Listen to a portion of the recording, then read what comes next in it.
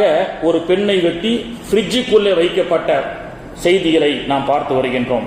இதுவெல்லாம் நாம உலகத்தில் வாழுகின்றோமா அல்லது காட்டுவாசிகளோடு வாழுகின்றோமா என்று சொல்லக்கூடிய அளவுக்கு இது போன்ற மோசமான பாவமான செயல்கள், கொலைகள், கொள்ளைகள், கற்பழிப்புகள், ஏமாற்றப்படக்கூடியது போன்ற எவ்வளவோ அநியாயங்கள் இன்னைக்கு கட்டவிழ்த்து விடப்பட்ட காரணத்தினால் உலகத்தில் ஆன்மீக பஞ்சம், ஸ்பிரிச்சுவல் போவர்ட்டி என்று சொல்லக்கூடிய இறைவனுடைய பயம் இல்லாத காரணத்தினால் ஆட்சியாளர்களுக்கும் இறைவனுடைய பயம் இல்லை, மக்களுக்கும் இறை பயம் இல்லை. இந்த ஸ்பிரிச்சுவல் போவர்ட்டியின் காரணமாக உலகத்திலே அழிச்சாட்டியங்கள் நிறைய நடக்கிறது. பெருமானார் ஸல்லல்லாஹு அலைஹி வஸல்லம் அவர்கள் சொன்னார்கள், என்னுடைய ஆட்சியின் காலத்திலே ஒரு காலம் வரும், கியாமத் நாள் வரைக்கும் இருக்கக்கூடிய எல்லா விஷயத்தையும் பற்றியும் ஸல்லல்லாஹு அலைஹி வஸல்லம் அவர்கள் பேசிவிட்டு சென்றார்கள். அப்படி ஒரு செய்தி சொன்னார்கள், ஒரு காலம் வரும், அந்த காலத்திலே ஹஜ்ஜிக்கு கூஃபா ஈராக் தேசத்திலிருந்து மக்கா வரை ஹஜ்ஜிக்காக ஒரு பெண் தன்னந்தனியாக வந்து ஹஜ்ஜி செய்துவிட்டு செல்வார் அப்படி என்று பெருமானார் அவர்கள் சொன்ன ஒரு ஹதீஸ். காந்தி ஜெயந்தியை கொண்டாடிய இந்த இந்திய தேசத்திலே காந்தியடிகள் சுதந்திரத்தை வாங்கி கொடுத்து அவர் என்ன சொன்னார், இரவிலே ஒரு பெண் தன்னந்தனியாக நடந்து சென்றால் அவளுக்கு எந்த ஒரு ஆபத்தும் எந்த ஒரு இழப்பீடும் இல்லாமல் அவள் வீட்டுக்கு சேஃப்டியாக அவள் திரும்பி வந்தால் அப்பொழுதுதான் இந்த இந்தியா சுதந்திரம் அடைந்ததற்குண்டான ஒரு அர்த்தமாக அமையும் அப்படி என்று சொல்லி காந்தியடிகள் சொன்னார். ஆனால் இன்று நடக்கிறதா?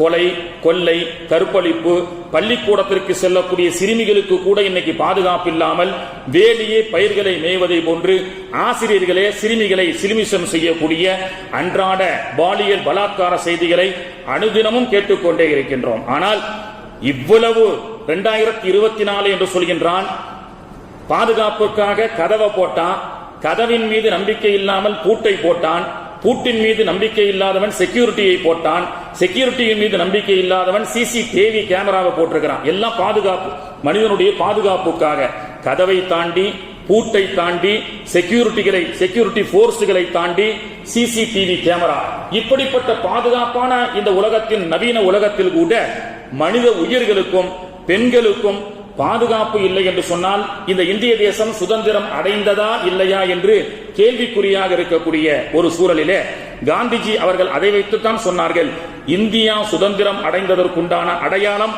ஒரு பெண் தன்னந்தனியாக செல்வாள், அவள் காட்டுக்குள் நகரத்தில் சென்றாலும் சரி கிராமத்தில் சென்றாலும் சரி எல்லா இடத்திலும் அவள் பாதுகாப்பாக இருப்பாள். அப்படி என்னைக்கு பெண்களுக்குண்டான பாதுகாப்பு ஆரோக்கியமாக இந்த இந்திய தேசத்திலே இருக்குமோ அன்றுதான் இந்த இந்திய தேசம் சுதந்திரம் அடைந்ததற்குண்டான அடையாளம் என்று சொன்னார். அதுபோன்று 1400 ஆண்டுகளுக்கு முன்பு பெண்களை கேவலமாக அடிமைகளாக, இன்னைக்கு ரோட்ல வராங்கல்ல, பழைய டிவி, பழைய செல்போன், பழைய சோஃபா, பழைய பட்டு புடவைகள் ஏதேனும் இருந்தால் கொடுங்க வாங்கிக்கிறோம் சொல்லி ஊருக்கு வராங்க. அந்த மாதிரி அந்த காலத்துல பழைய மனிதர்கள், வீணா போன ஆண்கள் பெண்கள் விற்பனைக்கு உள்ளதுன்னு வாங்கி வித்து கொண்டிருந்த காலம், அடிமைகளாக பெண்களையும் ஆண்களையும் வாங்கி அடிமைகளாக விற்ற காலம். அப்படிப்பட்ட காலத்துல பெண்கள் என்று சொன்னாலே கேவலம் என்று சொல்லக்கூடிய, இன்னைக்கும் காபத்துல்லாவுல ஷாரி இப்ராஹிம் கலீலுக்கு பக்கத்தில் இருக்கக்கூடிய சில இடங்களை பார்த்தால் ஆயிரக்கணக்கான பெண் குழந்தைகளை புதைத்த இடம். பெண் குழந்தை பிறந்தால் அது குடும்பத்திற்கு தரித்திரம், அது ஒரு அவமானம் என்று புதைத்த இடத்தை இன்னைக்கும் மக்காவுல போய் பார்க்கறானீங்க.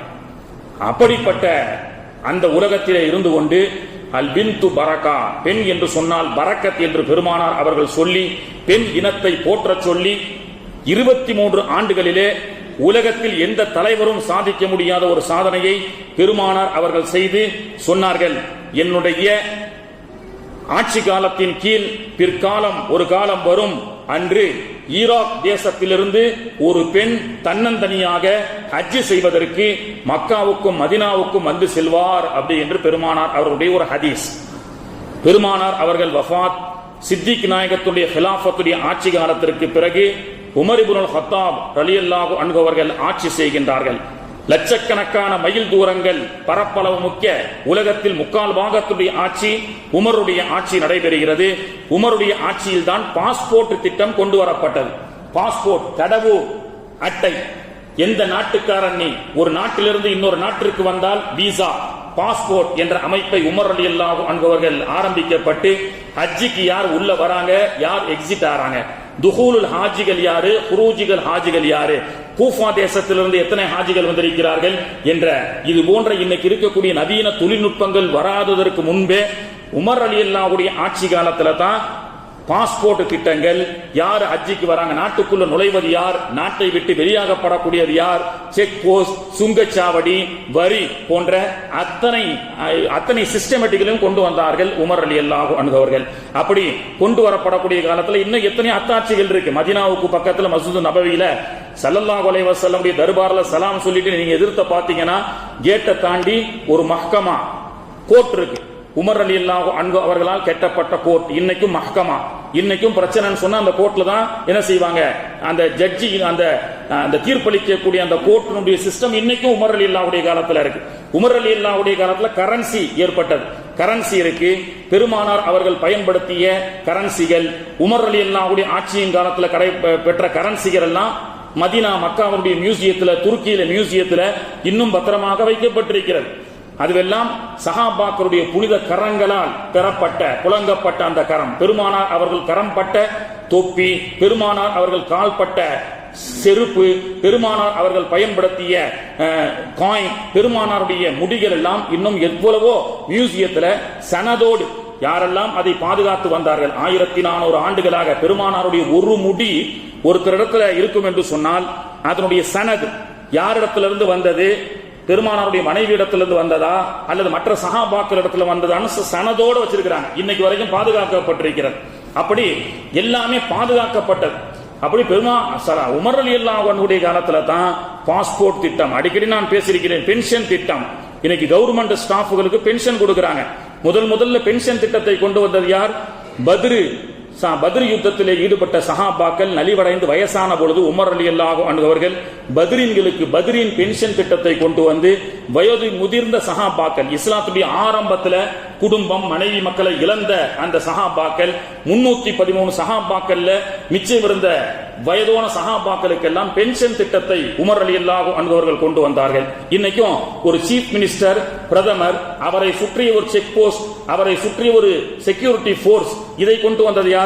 முதல்ல இந்த செக்யூரிட்டி போர்ஸை பயன்படுத்தி ஹஜ்ஜி செஞ்சது பெருமானார் ஸல்லல்லாஹு அலைஹி வஸல்லமுடைய மனைவிமார்களான உம்முல் முஃமினாத் ஆயிஷா அம்மா. பிற்காலத்தில் உமர் ரலியல்லாஹுடைய காலத்துல ஆயிஷா அம்மா, சில பெருமானாருடைய மனைவிமார்கள் இருந்தார்கள். அவர்கள் எல்லாம் மதீனாவுல இருந்து ஹஜ்ஜிக்கு போகணும்னு ஆசைப்பட்டாங்க.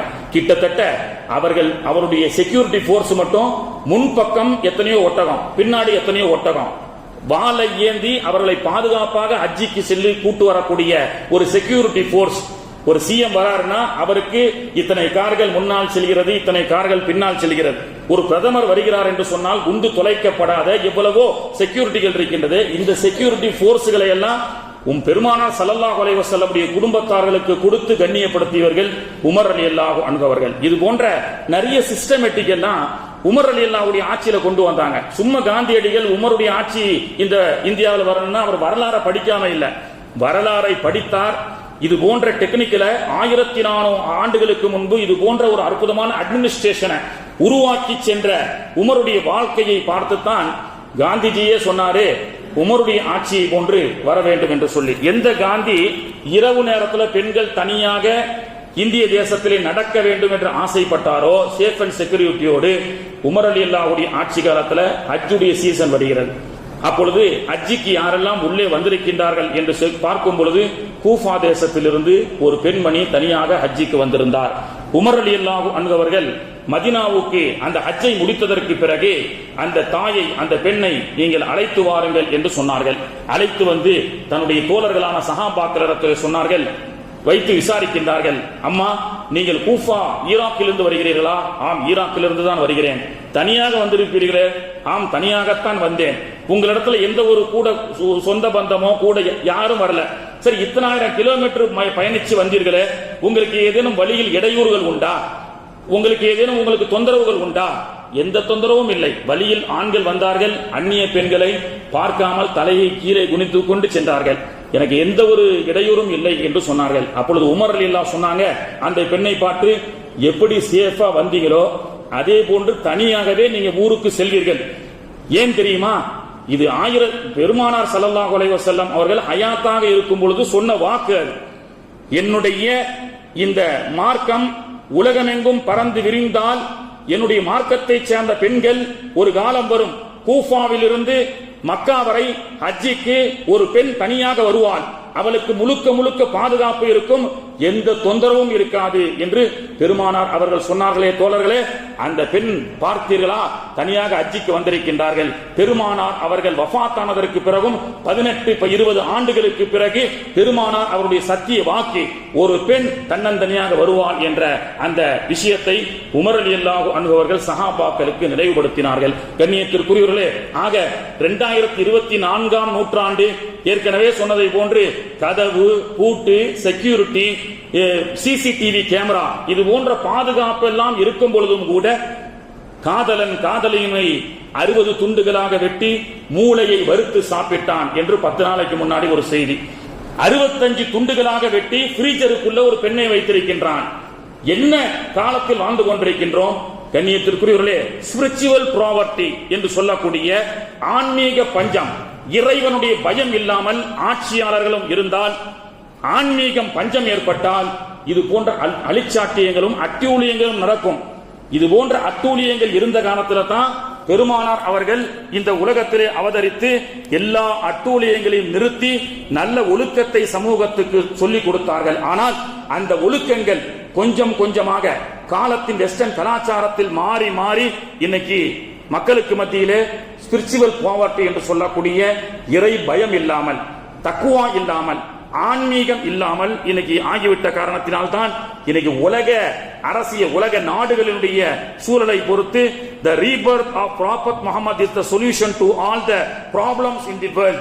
இன்னைக்கு உலகத்தில் இருக்கக்கூடிய எல்லா பிரச்சனைகளும் தீர்க்கப்பட வேண்டும் என்று சொன்னால் தீர்க்கதரிசி முகமது நபி ஸல்லல்லாஹு அலைஹி வஸல்லம் அவர்கள் மீண்டும் இந்த உலகத்தில் பிறக்க வேண்டும் என்று கிறிஸ்தவ உலகம் சொல்லி காட்டுகின்றது. கண்ணியத்திற்குரியவர்களே, ஆக அரசியலும் ஆன்மீகமும் இரு கண்களை போன்று நம்முடைய சமூகத்திலே அரசியலும் வேண்டும், ஆன்மீகமும் வேண்டும்.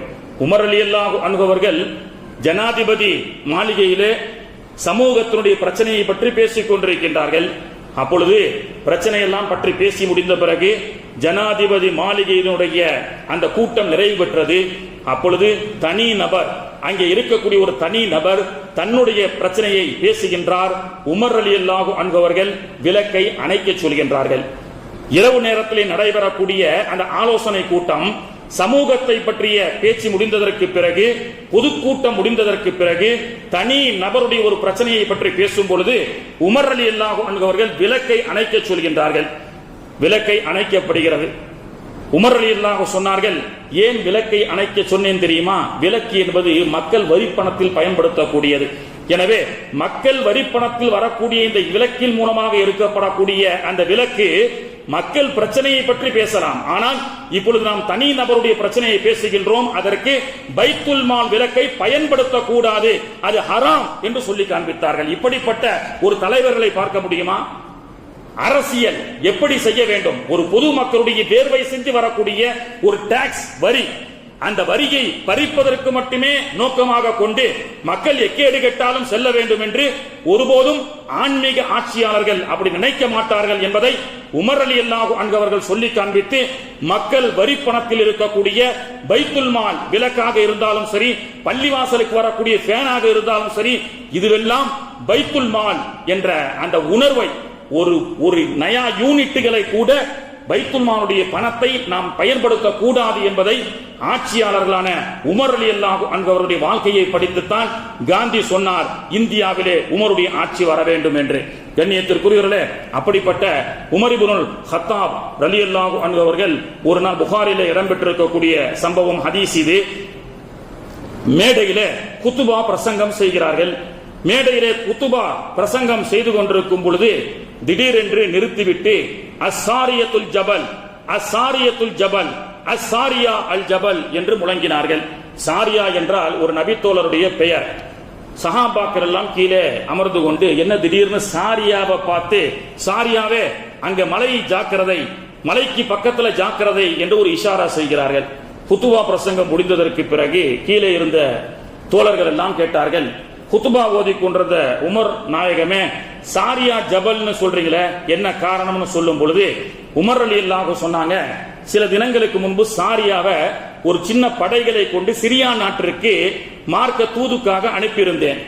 அப்படி அவர்கள் சாரியா தலைமையில செல்லக்கூடிய அந்த குழு சிரியா தேசத்தின் வழியாக சென்று கொண்டிருக்கும் பொழுது அவர்களை தாக்குவதற்கு பின்புறமாக, மலைக்கு பின்புறமாக சில எதிரிகள் சூழ்ந்து கொண்டார்கள். அவர்கள் தாக்கப்படக்கூடும். அவர்கள் அந்த எதிரிகளை கவனிக்கவில்லை. எதிரிகள் மலைக்கு அப்பால் இருந்து கொண்டிருக்கின்றார்கள். அதை அல்லாஹ் எனக்கு காண்பித்தான். எனவே சாரியாவுக்கு நான் இஷாரா செய்த, சாரியா ஜாக்கிரத, மலைக்கு பக்கத்துல ஜாக்கிரத, மலைக்கு பக்கத்துல ஜாக்கிரத அப்படின்னு சொல்லி நான் சொன்னேன். அவர் கேட்டார் அப்படி என்று உமர் ரலியல்லாஹு சொன்னார்கள். ஈமான் கொண்ட எல்லோரும் ஏற்றுக்கொண்டார்கள்.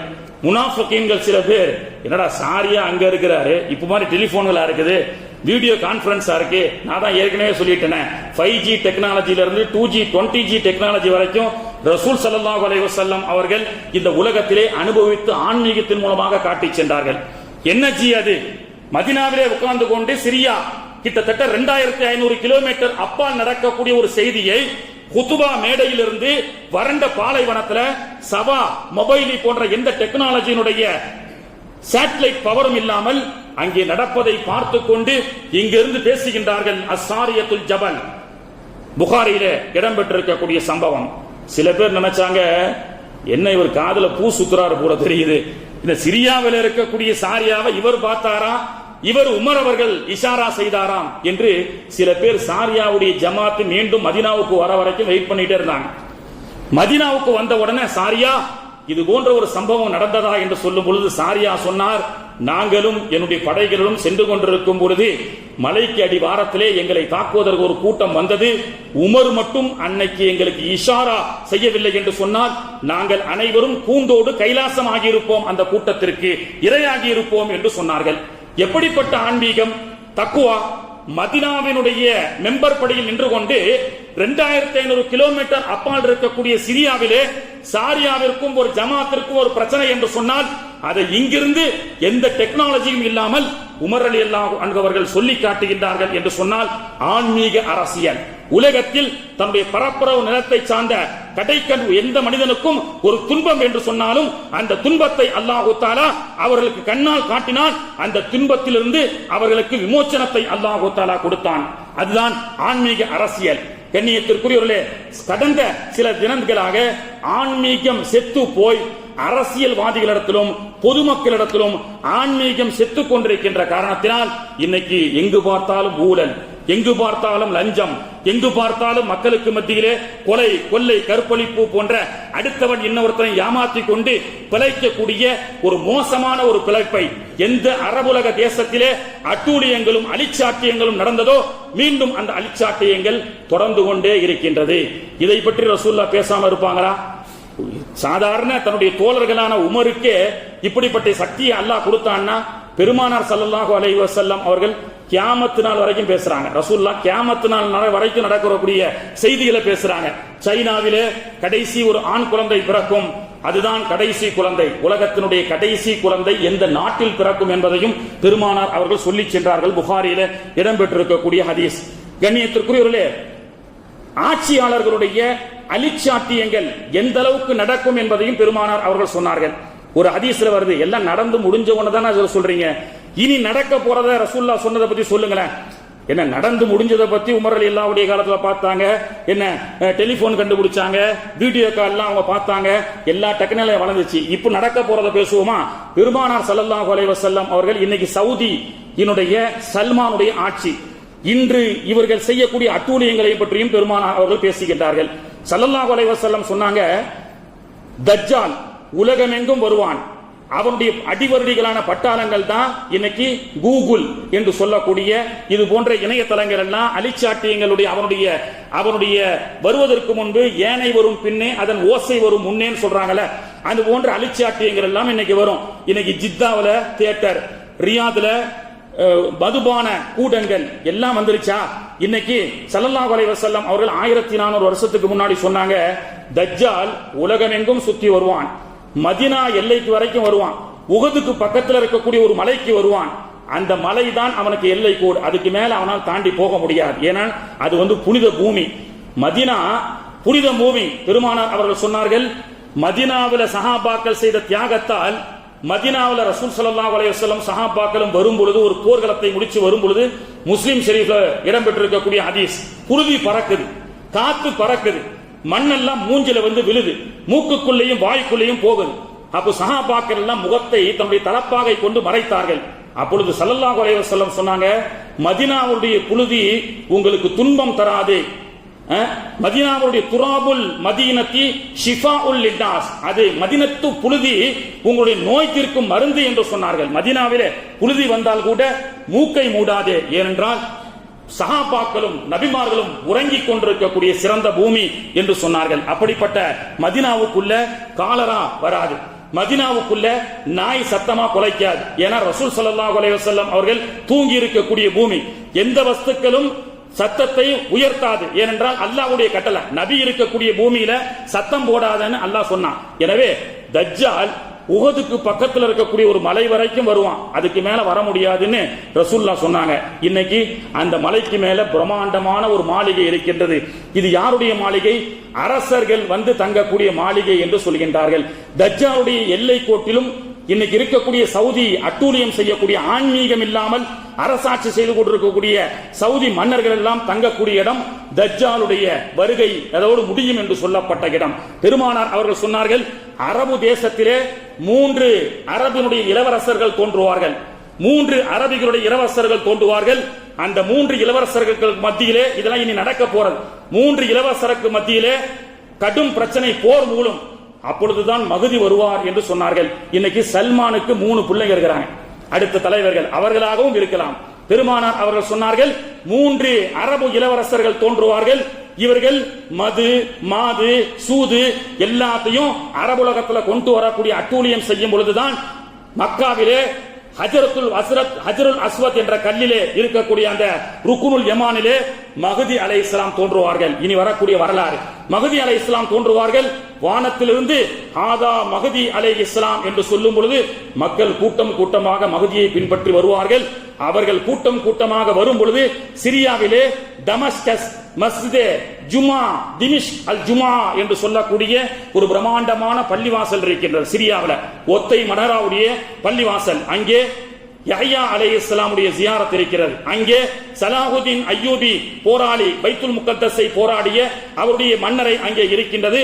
ஒரு நாள் அந்த பள்ளிவாசலை இன்ஷா அல்லாஹ் தரிசிக்கக்கூடிய பாக்கியத்தை அல்லாஹ் நமக்கு அனைவருக்கும் தருவானாக.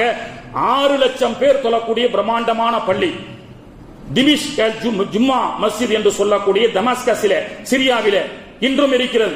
அந்த ஒத்தை மனோராவிலே ஒரு நாள் காலை பொழுது ஃபஜருடைய பாங்கு சொல்லப்படும். அப்பொழுது அதிசய மனிதர், உலகத்திலே அரசியல் மட்டுமே செய்து கொண்டிருக்கக்கூடிய, அலிச்சாட்டியம் செய்யக்கூடிய இவர்களுக்கெல்லாம் சாவுமணி அடிப்பதற்கு, ஆன்மீகத்தையும் அரசியலும் போதிப்பதற்கு ஈசா அலைஹிஸ்ஸலாம் அவர்கள் வருவார்கள். பெருமானார் ஸல்லல்லாஹு அலைஹி வஸல்லமுடைய சத்திய வாக்கு.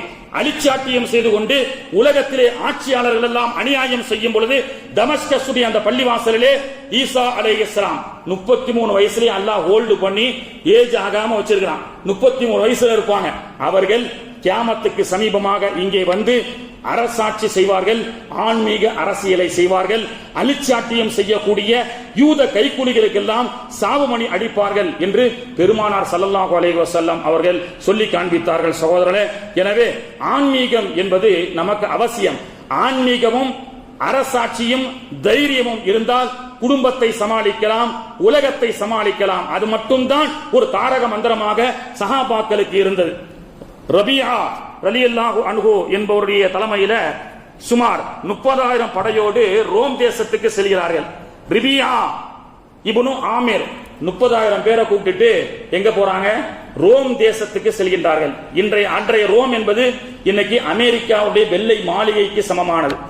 அங்கே சென்று என்ன செய்கின்றார்கள்? கோவேரி கழுதையில போறாங்க. கோவேரி கழுதையில ரோம் தேசத்திலே இருக்கக்கூடிய ஆட்சியாளனான மிகப்பெரிய சர்வ ஜனாதிபதியாக இருக்கப்படக்கூடிய ரோம் தேசத்துடைய மன்னரை பார்ப்பதற்கு ரபியா இப்னு ஆமிர் அவர்கள் கோவேரி கழுதையில போறாங்க. கோவேரி கழுதையில செல்லும் பொழுது அரண்மனைக்குள்ள வாயில் காவலாளர்கள் விடவில்லை. இருந்தாலும் அடிச்சு பிடிச்சு என்ன செய்யறாங்க? போறாங்க. மன்னர் விடுங்க அப்படின்னாங்க. அதாவது அவர் போறது எப்படின்னு சொன்னா, BMW, ஃபார்ச்சூனர் போன்ற கார்கள் எல்லாம் வைத்துக் கொண்டிருக்கக்கூடிய மன்னருடைய ஜனாதிபதி மாளிகைக்குள்ள ஒரு TVS எக்ஸல கொண்டு போனா எப்படி இருக்கும்? அந்த மாதிரி தான் அவர் என்ன செய்யறாரு, கோவேரி கழுதையை உள்ள கொண்டு போறாரு. அரசனுக்கு ஆச்சரியம், என்னடா ஆளை பார்த்தா புல்தடிக்கு பயில்வான் மாதிரி இருக்கிறாரு, இவரு வருவதோ கோவேரி கழுத, சந்திப்பதோ ரோம் தேசத்துடைய மன்னருடைய அந்த அரண்மனைக்குள்ளேயே புகுந்து கொண்டு அங்கே சென்று அந்த அரசவையில் இருக்கக்கூடிய அரசன் பார்த்து விடு விடு அவனை வர சொல்லு அப்படின்னா நேர கோவேரி கழுதையோட வந்து அரசன் அமர்ந்திருக்கக்கூடிய அந்த கட்டில் இருக்குல்ல, கால் நாற்காலி, அதுல கயிறை போட்டு கட்டிட்டு இஸ்லாத்தை ஏத்துக்க இல்லைனா வரிய கொடுன்னு கேட்டாங்க. எப்படி இருக்கும்? ரோம் தேசத்துடைய மிகப்பெரிய சாம்ராஜ்யம், சுத்தி பல்லாயிரக்கணக்கான மிலிட்டரி, இவர் மதீனா அரபு தேசத்திலிருந்து வந்து கொண்டு பாலைவனத்திலிருந்து கோவேரி கழுதையில வந்து கொண்டு இஸ்லாத்தை ஏத்துக்க அப்படின்னு சொல்லி சொன்னா அவன் அப்படியே விழுந்து விழுந்து சிரிச்சான். என்னடா ஏன் தர்பாருக்கு வந்து நீ இஸ்லாத்தை ஏத்துக்கிறன்னு சொன்ன, இவ்வளவு தைரியமா பேசுறீங்க, நீ எவ்வளவு பேரோட வந்திருக்கிற அப்படின்னு சொன்னா 30,000 பேர் வந்திருக்கிறாங்க எல்லாம் அப்படின்னு சொன்னாங்க. இப்ப அரசன் விழுந்து விழுந்து சிரிச்சானா. என் படை எவ்வளவு தெரியுமா இருக்கிறாங்க, மிலிட்டரி போர்ஸ் மட்டும் 3 லட்சம் பேர் இருக்கிறான். சொன்னா கரும்பு சக்க மாதிரி பிரிஞ்சு உங்களை போட்டுருவான். உங்களை 30,000 பேரை கரும்பு சக்கைகளை கொண்டு பிரிஞ்சு போட்டுருவாங்கன்னு அரசன் சிரிச்சான்.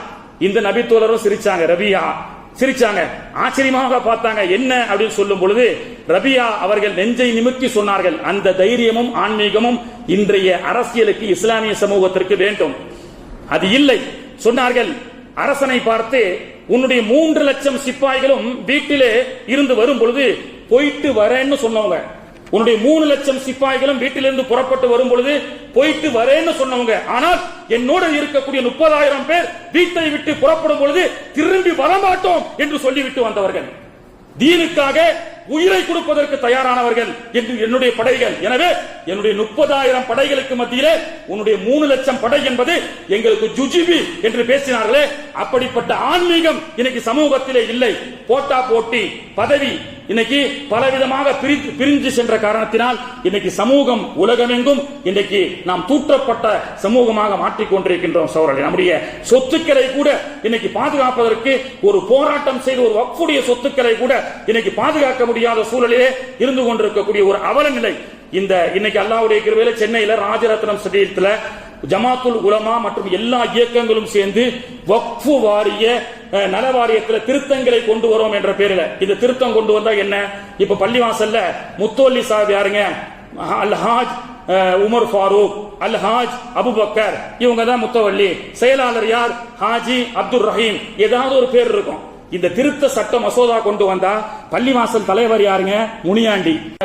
ஒரு பெண்ணை வெட்டி ஃப்ரிட்ஜுக்குள்ளே வைக்கப்பட்ட செய்திகளை நாம் பார்த்து வருகின்றோம். இதுவெல்லாம் நாம உலகத்தில் வாழுகின்றோமா அல்லது காட்டுவாசிகளோடு வாழுகின்றோமா என்று சொல்லக்கூடிய அளவுக்கு இது போன்ற மோசமான பாவமான செயல்கள், கொலைகள், கொள்ளைகள், கற்பழிப்புகள், ஏமாற்றப்படக்கூடியது போன்ற எவ்வளவோ அநியாயங்கள் இன்னைக்கு கட்டவிழ்த்து விடப்பட்ட காரணத்தினால் உலக